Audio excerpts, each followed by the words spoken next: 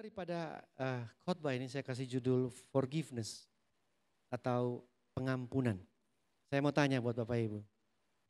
Menurut Bapak Ibu, memaafkan dengan minta maaf mana yang lebih sukar? Semangat BBI Kupang Baru. Tolong bantu saya. Mana lebih mudah dan mana yang lebih sukar, memaafkan atau minta maaf? Ada yang bilang minta maaf. Ada yang bilang memaafkan. Yang bilang minta maaf tuh pasti gengsinya tinggi sekali. Ya, saking tingginya tuh sampai nggak ada orang yang bisa menggapainya. Tapi kalau saudara dengar kesaksian saya tadi dan banyak sekali kesaksian orang lain, memaafkan itu jauh lebih sulit. Betul? Memaafkan itu jauh lebih sulit.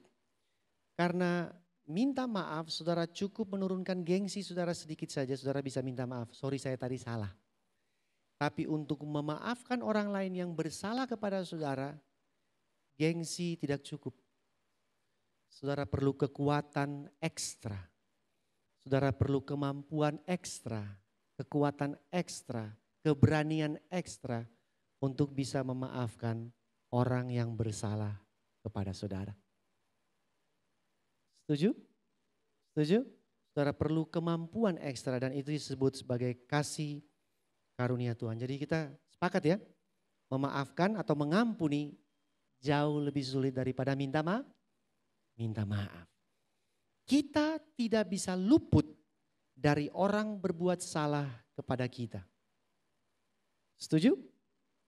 Saudara dan saya tidak bisa luput dari orang berbuat salah kepada kita. Setuju gak? Saudara pulang dari gereja ini, saudara gak bisa luput dari orang tabrak saudara. Benar gak? Saudara gak bisa, walaupun saudara taruh tulisan besar, jangan tabrak saya, pasti ada yang tabrak aja. Remnya blong lah, dia gak lihat lah, kecepatan tinggi pasti tikungan lah. Kita gak bisa luput dari kesalahan orang lain. Oke? Dan ini terjadi di dalam sebuah area kehidupan kita, terjadi dalam keluarga. Suami istri, halo suami istri di sini. Apakah saudara bisa luput dari kesalahan pasanganmu? Gak bisa Pak, bahkan itu sudah jadi makanan sehari-hari saya Pak. Sudah jadi makanan pagi, makan siang dan makan malam. Bahkan snack di malam hari juga. Sebelum tidur musik. Iya kan? Jadi katanya ada orang itu kalau ngomong, dia berbicara, orang mendapat kasih karunia dari Tuhan. Turun kasih karunia Tuhan. Tapi ada orang kalau ngomong, kita minta kasih karunia dari Tuhan. Nah itu dua hal yang berbeda. Saudara pernah ketemu orang seperti itu? Ya, kalau ada jenis pertama tuh kalau dia bicara apa-apa, wih kita langsung sejuk, seperti urapan Tuhan tuh turun. Kasih karunia itu Tuhan. Tapi ada yang jenis kedua, kalau dia ngomong saudara langsung berdoa kuat, saudara minta Tuhan kasih kesabaran, kasih kasar. Kalau enggak dia udah mati nih saudara. Saudara sering ketemu yang mana, jenis pertama atau jenis yang kedua? Oke, dan kita tidak bisa luput juga kesalahan orang lain di dalam gereja dan pelayanan. Benar gak sih? Sesama pekerja di sini, sesama pelayan di sini. Sering terjadi gesekan gak? Yang lain, enggak Pak. Tapi saya sudah mau pindah gereja Pak. Bahkan yang saya sangat heran ya. Kalau kita di luar sana, orang yang kita tidak kenal, tukang gojek atau itu nyerempet kita pakai motor, terus dia bilang maaf ya, saudara cepat gak kasih maaf? Ya sudah, oh orang. Tapi anehnya, kalau teman sesama cooler atau cool, teman komsel, ya atau teman sesama asyir atau pelayan sesama pelayan, kalau dia bikin salah sedikit, dia ngomong sedikit salah. 15 tahun bos, ingat dendam, benci, konseling demi konseling gak keluar-keluar tuh setannya. Bener gak sih? Tapi kalau orang di luar sana bikin salah cepat sekali saudara maafin. Tapi yang sesama saudara seiman kalau bikin salah ngomong dikit aja langsung simpen. 15 tahun kemudian dia bisa ingat jam berapa dia ngomong, pakai baju apa. Semua data itu bisa keluar. Itu aneh sekali. Kita juga gak bisa luput orang berbuat salah kepada kita dalam pertemanan. Setuju? Sesama teman, dalam pacaran. Yang putus di tengah jalan. Kita susah sekali harus deal dengan itu. Dan juga kita tidak bisa luput dengan kesalahan yang kita buat kepada diri kita sendiri. Benar? Berapa banyak di antara kita menyesal hingga saat ini karena perbuatan kita sendiri. Dan kita harus mengampuni diri kita sendiri. Halo, benar gak sih? Kita harus memaafkan diri kita sendiri. Apa yang terjadi jika saudara dan saya tidak mau mengampuni orang lain yang berbuat salah kepada saudara? Apa yang akan terjadi? Itu seperti saudara minum racun dan saudara berharap orang lainnya mati. Benar gak?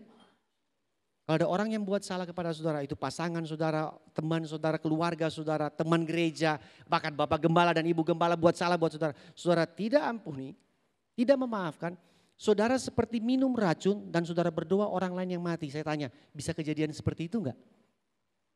Hah? Saudara minum racun orang lain yang mati, bisa enggak? Yang mati saudara sendiri.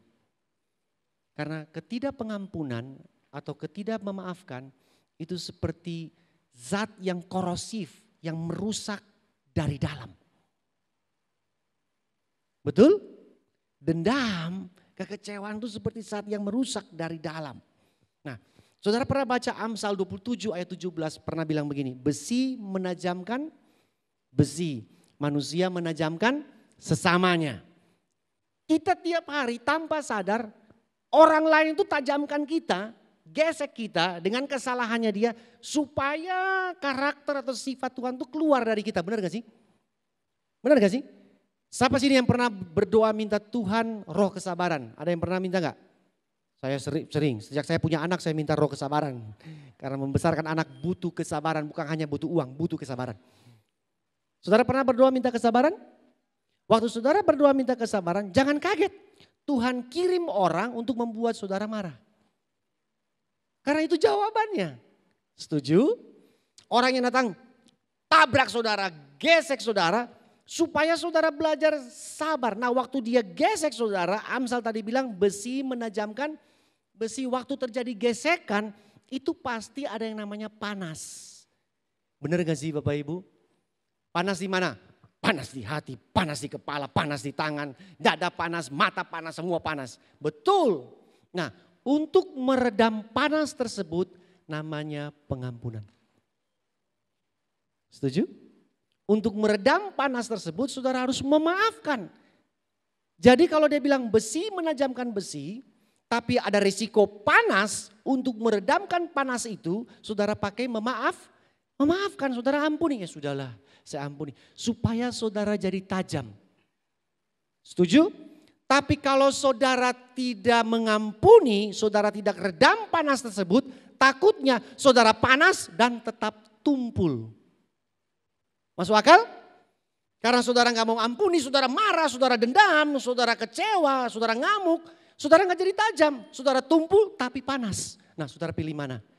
Mau saudara redam panasnya, saudara jadi tajam, atau saudara biarkan panas, saudara gak mau ampuni, saudara jadi tumpul. Tidak jadi apa-apa. Jadi pengampunan memainkan peranan penting waktu kita digesek sama orang lain. Kita ditabrak sama orang lain. Orang lain berbuat salah kepada kita, dia mau gesek kita, kita ampuni dia supaya kita gak panas dan kita jadi tajam menjadi lebih serupa dengan Kristus. Amin. Nah mari kita sekarang baca di dalam cerita ini. Matius 18 ayat 21 sampai 35. Cerita ini mengenai pengampunan. Coba saya bacakan ya. Matius 18 ayat 21 sampai 35. Kemudian datanglah Petrus berkata kepada Yesus, Tuhan, sampai berapa kali aku harus mengampuni saudaraku jika ia berbuat dosa terhadap aku? Sampai 7 kali? Jadi Petrus datang kepada Yesus, kepada Tuhan, kepada gurunya, tanya, kalau mengampuni itu harus berapa kali? Nah perhatikan baik, Petrus sebut sebuah angka di situ, yaitu 7 Ayat 22. Respon daripada Yesus berkata kepadanya, bukan. Salah Petrus hitunganmu, kira-kira begitu ya. Salah hitunganmu itu. Kalau orang Makassar bilang, Dede, salah hitunganmu itu. Harusnya berapa? Sampai, bukan sampai 7 kali, melainkan sampai 70 kali 7 kali. Sebab hal kerajaan sorga seumpama seorang raja yang hendak mengadakan perhitungan dengan hamba-hambanya. Perhatikan baik. Dia pakai kata perhitungan. Nah kalau perhitungan tuh mainnya sama angka bukan? Angka, namanya juga hitung kan, matematika. Nah saudara mesti tahu, kenapa sampai Yesus buat perumpamaan tentang perhitungan ini? Karena Petrus mulai dengan angka 7 kali kah? Karena Petrus yang mulai, Yesus kasih perumpamaan tentang pengampunan yang berhubungan dengan perhitungan. Pengampunan yang berhubungan dengan angka. Setuju? Bisa ikuti saya? Jemaat GBI Kupang? Bisa? Oke ya, kita lanjut ya. Dengan hamba-hambanya. Ayat 24 ya. Setelah ia mulai mengadakan, muncul lagi perhitungan itu, angka itu. Dihadapkannya seorang yang berhutang berapa? Angka lagi, 10.000 talenta. Angka. Tetapi karena orang itu tidak mampu melunaskan angka-angka itu, betul ya? Angka apa? Tuh 10.000 tuh. Raja itu memerintahkan supaya ia dijual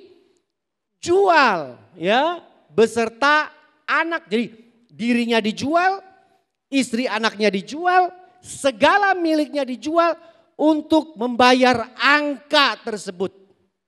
Perhitungannya itu angka. Ayat 26. Maka sujudlah hamba itu menyembah dia, katanya, sabarlah, dahulu segala hutangku akan kulunaskan. Lalu tergeraklah hati raja itu oleh belas kasihan akan hamba itu, sehingga ia membebaskannya, menghapuskannya angka tersebut. Oke, jadi dalam cerita ini, nanti baru kita lanjut lagi ayat berikutnya. Pengampunan itu hubungannya dengan perhitungan. Setuju? Hitung-hitung, karena setiap kali saudara mau mengampuni orang lain, saudara pasti ada hitung-hitungan. Saya untung atau rugi kalau saya ampuni dia. Benar gak sih? Benar gak Bapak Ibu? Kok pura-pura gak tahu? Kalau saya ampuni dia, saya rugi gak? Atau dia malah yang untung? Nah Petrus pun seperti itu waktu dia datang kepada Tuhan. Tuhan kalau mengampuni itu bagaimana? 7 kali cukup gak? Dia pakai angka, dia pakai perhitungan. Nah perhatikan baik. Raja di dalam cerita ini itu adalah gambaran Tuhan. Hamba yang jahat punya jumlah berapa tadi itu? 10.000 itu adalah kita. Amin. Hamba yang jahat yang punya angka yang besar itu adalah saya dan saudara. Oke, nanti di ayat berikutnya ada hamba yang lain, betul? Yang dia cekek itu orang lain sesama kita. Sekarang pertanyaan pertama, mengapa saya harus mengampuni? Mengapa saya harus mengampuni orang lain? Mengapa saya harus mengampuni sesama saya? Yang paling pertama, saya harus mengampuni sesama saya karena Tuhan telah mengampuni saya terlebih dahulu. Ada amin di rumah Tuhan? Saya harus mengampuni orang lain, harus. Karena Tuhan telah mengampuni saya terlebih dahulu. Pertanyaan, seberapa besar Tuhan mengampuni saudara? Seberapa besar Tuhan mengampuni saudara? Karena pengampunan itu harus kita terima dulu, baru kita bisa berikan. Setuju? Kita terima dari Tuhan pengampunannya Tuhan, baru kita bisa berikan kepada orang lain, baru kita mampu memaafkan, mengampuni orang lain. Itu prinsipnya seperti itu. Terima dulu dari Tuhan, baru kita bisa mengampuni orang lain. Nah, seberapa besar angka hutang kita kepada Tuhan? 10.000. Mari saya mau ajak saudara matematika pagi hari ini. 10.000 talenta, Om Google bilang itu sekitar 3 sampai 4 triliun. Bilang wow dulu, wow. Itu kalau beli cendol dapat berapa? 3 sampai 4 triliun. Oke. Tadi pagi saya utak-atik, UMR di Kupang sebulan berapa? Saya baca 2.035.000 kalau enggak salah. Oke, saya murah hati, saya kasih UMR plus 3 juta deh. Oke, 3 juta sebulan, UMR 3 juta sebulan. Oke, Bapak Ibu dan saya berhutang 10.000 di mana itu adalah 3 sampai 4 triliun. Bapak Ibu yang terhormat dikasihi oleh Tuhan Yesus Kristus. Saudara mau kerja berapa tahun? Tolong bantu saya jawab. Sayap kiri, sayap kanan enggak ada. Tolong bantu saya. Kerja berapa tahun? Supaya 4 triliun lunas. UMR 3 juta sebulan. Saudara mau tahu perhitungannya, kalkulasinya? 200.000 tahun. 200.000 tahun sama dengan 2.000 abad. Yesus datang lagi, Yesus naik ke surga, Yesus datang lagi, Yesus naik ke surga. Nggak kelar-kelar tuh hutang. Saya mau ajak saudara berpikir karena semua mesti dari Petrus tuh. Kenapa Petrus bikin mulai dengan 7 kali tadi itu? Karena dia bikin perhitungan ini muncul. Saudara paham maksud saya? Karena manusia kalau dalam hal mengampuni orang lain dia pasti hitung-hitungan. Saya untung atau rugi, betul? Nah, Yesus kasih perumpamaan. Bapa di surga punya piutang kepada kita dan hutang kita kepada dia itu 4 triliun. Jadi kalau saudara mau kerja untuk bayar hutang itu 200.000 tahun.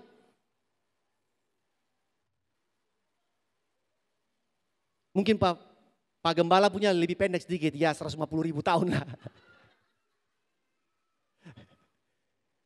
Kapan lunasnya? Dan perumpamaan ini supaya mau menampar semua wajah manusia di muka bumi ini. Hei, hutangmu itu gede banget kepada Tuhan. Besar sekali. Sampai dijual dirinya, anak istrinya, semua rumah, kambing, kucing, anjing, tikus-tikus di rumahnya semua. Nggak bisa lunas. Nggak bisa lunas. Saudara baca, betul nggak? Dijual semua, tapi 200.000 tahun, Bo. Mau lunas kapan? Jadi waktu hamba yang jahat ini berlutut dia memohon belas kasihan. Dia bilang sabar ya raja, hutang ini nanti saya lunasi. Raja di dalam hati itu mungkin dia ketawa, bayar? Mau pakai apa? Makanya dia belas kasihan karena dia tahu kamu tidak akan mungkin bisa bayar. Setuju? Dosa kita tidak akan mungkin kita bisa bayar. Amin. Dosa saudara dan saya tidak akan mungkin kita bisa bayar sendiri. Karena terlalu besar. Jual semua yang saudara punya pun gak bisa lunas. Segitu besarnya tuh hutang kita. Segitu besar hutang kita. Sehingga kalau dia jual semuanya gak ada yang tersisa lagi. Bahkan masih kurang, belum lunas. Sehingga Tuhan atau Raja itu belas kasihan. Karena dia Allah yang penuh belas kasihan. Udah. Saya tahu ini hutang yang disebut dengan hutang mustahil. Amin. Tapi ada satu ayat bilang begini. Tidak ada yang mustahil bagi Tuhan. Saudara pernah dengar ayat itu? Tapi ayat itu kan kita pakai buat sakit penyakit. Kita pakai buat bayar hutang di bank. Kita pakai buat suami istri bertengkar. Tidak ada yang mustahil bagi Tuhan. Itu mah enggak, itu pasti bisa kejadian. Itu enggak mustahil itu. Tapi yang ini mustahil banget karena saudara dan saya enggak bisa bayar. Sehingga Tuhan bilang, tidak ada mustahil bagiku. Terkecuali satu, saya yang bayar hutang itu sendiri. Makanya datanglah yang namanya Tuhan Yesus Kristus. Dia bayar 4 triliun. 200.000 tahun saudara harus kerja. Selesai. Makanya di kayu salib dia bilang, it is done.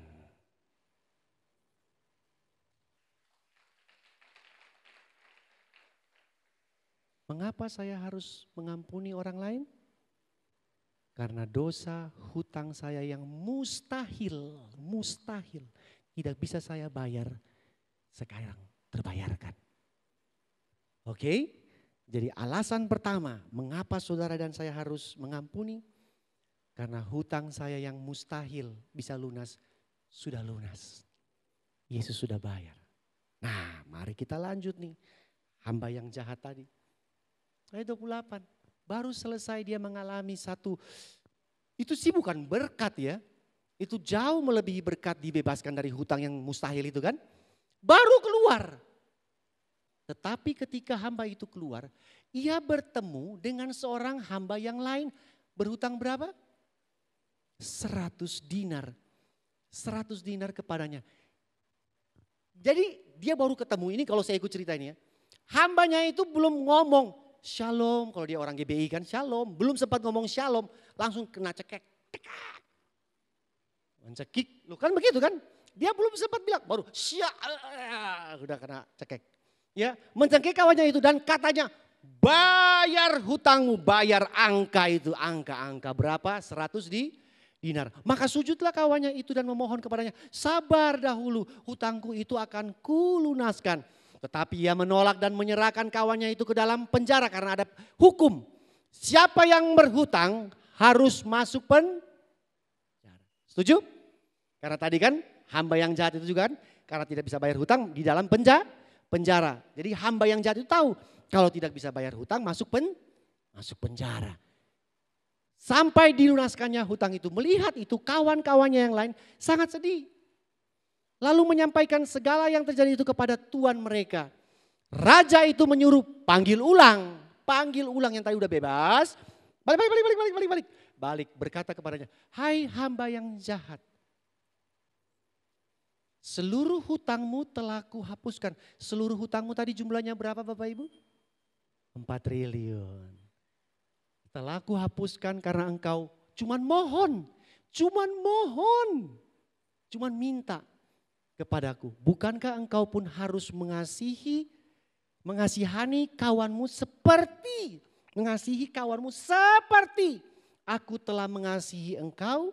Ayat ini relevan sekali dengan doa Bapa kami. Bapa di surga, ampunilah kami seperti kami mengampuni orang yang bersalah kepada kami. Jadi ayat ini, perumpamaan ini, Yesus mau kasih tahu buat Petrus dan teman-temannya. Kamu ingat gak doa Bapa kami? Seperti Bapa mengampunimu, seperti itulah kamu mengampuni orang lain. Maka marahlah tuannya itu menyerahkannya kepada algojo sampai ia melunaskan seluruh hutangnya. Artinya hamba yang jahat utang 4 triliun itu masuk kembali ke dalam penjara. Karena ada hukum bilang siapa berhutang masuk penjara. Maka Bapakku yang di surga akan berbuat demikian juga terhadap kamu. Apabila kamu masing-masing tidak mengampuni saudaramu dengan segenap hatimu. Nah perhatikan baik sekarang. Mana tadi. Dia waktu keluar, bertemu dengan temannya. Temannya ini kan sesama kita kan. Ini gambaran daripada orang lain. Istri, suami, anak, mertua. Mertua juga termasuk bukan? Kok pura-pura gak tahu sih? Mertua termasuk gak Bapak Ibu? Siapa yang di sini masih tinggal di Pondok Indah Mertua? Pondok Mertua Indah. Masih ya? Ada? Oh enggak ada, sudah di kick keluar. Termasuk mereka semua, teman-teman sepelayanan. Hutangnya berapa? Saudara mau tahu gak 100 dinar itu berapa? 10 juta rupiah. Saudara kira-kira, Keterlaluan itu orang. 4 triliun dia dilunasi. 4 triliun dilunasi, 10 juta saja dia masih mau tagih. Dan temannya bilang sabar nanti saya bayar. Seperti waktu dia ngomong juga buat raja sabar. Dia masih cekek, dia bilang gak bisa, saya gak sabar. Bayar sekarang. 10 juta. Saudara tertawa terkekeh. Lucu banget cerita. Ya itu cerita buat kita. Buat diri kita sendiri.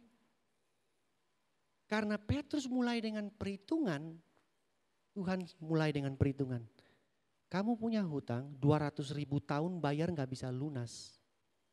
Sedangkan sesamamu punya hutang hanya 3 bulan. Kalau UMR 3 juta 3 bulan lunas. Kamu tuntut suruh dia bayar. Mengapa saya harus mengampuni orang lain?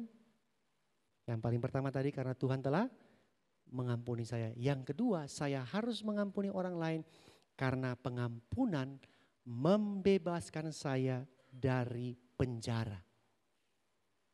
Karena hamba ini waktu dia tidak mengampuni sesamanya yang lain, dia balik kembali masuk penjara. Cuman gara-gara berapa?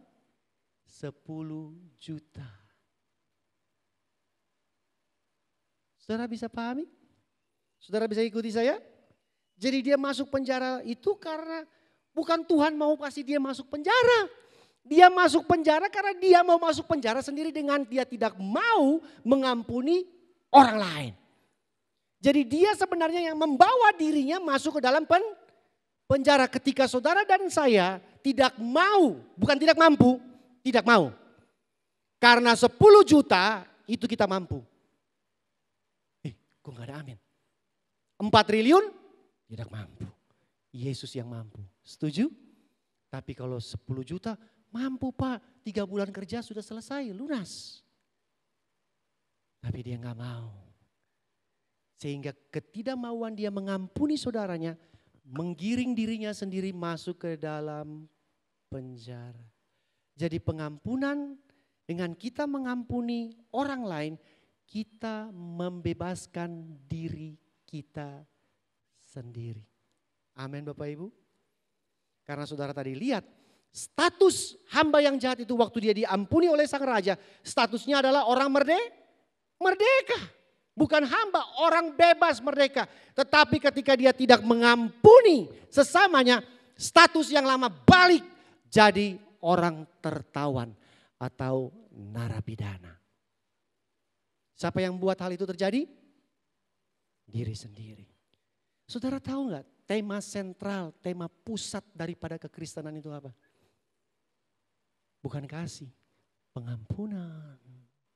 Banyak agama dunia yang lain juga percaya Tuhan itu kasih. Setuju? God is love. Tapi Kristen beda. Tuhan mengampuni. Kalau tema sentral orang Kristen adalah pengampunan, maka itu sudah harus jadi tema sentral dalam kehidupan setiap orang percaya. Bahwa saudara dan saya harus bisa mengampuni orang lain. Amin. Dan memang paling sulit atau sukar mengampuni orang yang paling dekat dengan kita. Aduh, pura-pura gak tahu lagi nih. Paling sulit mengampuni orang yang paling intim dengan kita. Betul. Di mulut dia bisa bilang, saya sudah maafkan. Tapi begitu ditoel dikit keluar data lagi tanggal sekian kamu bilang begini. Waktu makan bakso kamu duduk di sana. Ya, kamu ngomong begini. Bahkan kalau gembala ngomong salah di depan, Bapak Pendeta khotbah tanggal sekian, jam sekian, detik sekian, Bapak Gembala bilang begini. Dicatat semuanya. Matius 6 ayat 14 sampai 15. Karena jikalau kamu mengampuni kesalahan orang, Bapamu yang di surga akan mengampuni kamu juga. Tetapi jikalau kamu tidak mengampuni orang, Bapamu juga tidak akan mengampuni kesalahanmu. Pertanyaan, apa Bapa tidak mengampuni kesalahan kita? Ampuni. Tapi kita yang membuat hal itu balik lagi. Kesalahan kita, hutang kita, angka 4 triliun itu balik muncul lagi. bayar. Karena kamu tadi kan sudah diampuni. Kamu tidak mau mengampuni yang sesamamu, kamu bayar, kamu punya 4.200.000 tahun tadi. Saudara paham maksud saya? Jadi kalau saudara mengampuni orang lain, saudara membebaskan diri saudara sendiri dari penjara ketidakpengampunan. Pertanyaan terakhir, bagaimana saya mengampuni? Ini yang paling penting kan? Bagaimana saya mengampuni? Perhatikan baik Bapak Ibu, udah mau selesai. Pengampunan adalah proses ilahi yang terjadi di hati bukan di kepala. Saya ulangi, pengampunan adalah proses Tuhan yang terjadi di hati bukan di kepala. Makanya waktu Petrus tanya kepada Yesus, 7 kali kah? Yesus bilang enggak, 70 kali 7 kali. 70 kali 7 kali itu Yesus jawab kepada Petrus, bukan mau main matematika sama Petrus. Bukan, Tuhan kalau main matematika sama kita, kita kalah. Tapi Tuhan mau kasih tahu buat Petrus, Petrus ini bukan soal matematika hitung-hitungan di kepala. Karena pengampunan itu bekerjanya di hati. Karena selama saudara mau mengampuni orang lain tapi pakai kepala, kamu tidak akan berhasil. Setuju? Karena saudara akan munculkan matematika kalkulator. Enak banget Pak. Dia tipu saya. Bawa lari uang saya, bawa lari istri saya, bawa lari kambing saya. Terus saya sekarang harus mengampuni dia. Kalkulatorku bilang minus Pak, rugi, bangkrut, bandar rugi. Saya mesti ngampuni. Karena saudara pakai kepala. Seperti Petrus bilang, 7 kali kah? Salah Petrus. Pengampunan tidak boleh dimulai dari kepala. Pengampunan harus dimulai dari hati. Karena isu terbesar, kita tidak rela, tidak mau mengampuni orang lain bukan di kepala. Karena di hati. Saya rugi Pak, saya sakit Pak, saya kecewa Pak, saya pahit Pak. Saya kan sudah berkorban buat gereja ini Pak. Tapi apa yang saya dapat Pak, saya rugi Pak. Itu kan semua di hati. Dia rasa sesuatu di sana.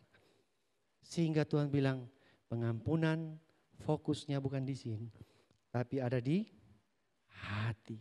Karena kalau kita pakai kepala, kita akan kalkulasi untung rugi besar kecil. Setuju? Tapi pengampunan adalah urusan di hati. Hati kita akan sulit jadi sembuh jikalau kepala kita atau pikiran kita terus mengunjungi tempat kejadian perkara. Benar gak sih? Benar gak sih? Kalau saudara punya kepala kunjungi terus masa lalu saudara, saya jamin 100% bukan saya berbuat. Saudara tetap terluka hingga hari ini. Setuju? Kalau saudara kunjungi terus tempat TKP-nya. Waktu makan bakso tuh dia bilang saya, ya kamu jelek banget. Kepahitan. Sampai 15 tahun kepahitan terus. Dia pada waktu nganggur ingat lagi, waktu nganggur ingat lagi. Pikiran saudara kunjungi terus TKP, saudara gak bisa sembuh. You can always forgive without forgetting. Saudara dan saya bisa selalu mengampuni tanpa melupakan. Setuju? Karena orang yang mengampuni tidak jadi amnesia. Orang yang mengampuni tidak menjadi amnesia. Tadi buktinya. Orang yang berdiri di sini tadi yang cerita papa dan adiknya tidak amnesia. Karena masih bisa ingat tanggal jamnya. Saya enggak amnesia. Betul? Saya enggak amnesia. Karena jangan pernah saudara minta Tuhan hapus ingatanku. Seperti si Momo punya lagu, lumpuhkanlah ingatanku. It doesn't work. Tidak akan pernah terjadi. Karena pengampunan bukan di sini. Pengampunan di sini.